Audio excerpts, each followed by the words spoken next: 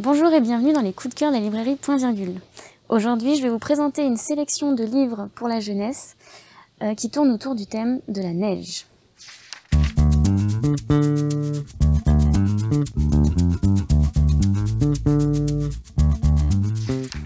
Pour commencer, je vous présente un album à partir de 4 ans, Les couleurs de Luce de Christiana Soriano, dans lequel on va découvrir une petite fée qui n'aime pas la neige. Elle n'aime pas la neige puisque cette petite fée est toute blanche et de ce fait, dès qu'il se met à neiger, elle a l'impression de disparaître, qu'on ne fait plus attention à elle.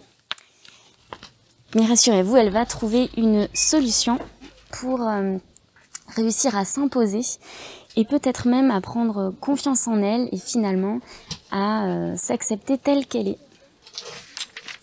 Pour les 6-7 ans, je vous présente le dernier tome de Top et Mulot, Bonnet blanc et blanc bonnet, dans lequel on retrouve nos deux amis en période d'hiver et dans lequel Top a bien décidé d'empêcher son ami Mulot à hiberner cette année afin de pouvoir mieux profiter de lui et pouvoir faire plein d'activités dans la neige ou au coin du feu. À présent, à partir de 10-12 ans, je vous présente le dernier livre de Catherine Ardenne en jeunesse, c'est Frissons au mont Hemlock, dans lequel on va retrouver nos 3 amis, Oli, Brian et Coco, qui cette fois-ci partent en séjour au ski. Malheureusement pour eux, à cause d'une tempête de neige, ils vont se retrouver bloqués dans leur hôtel. Et à ce moment-là, vont commencer à se manifester des bruits étranges et la présence peut-être d'un fantôme.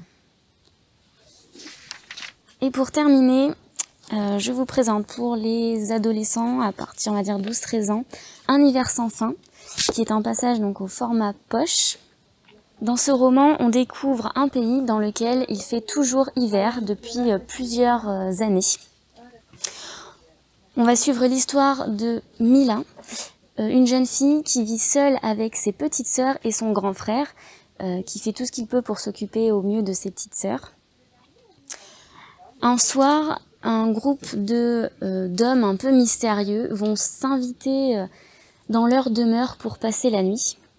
Et le lendemain matin, les jeunes filles vont constater que tous les hommes ont disparu.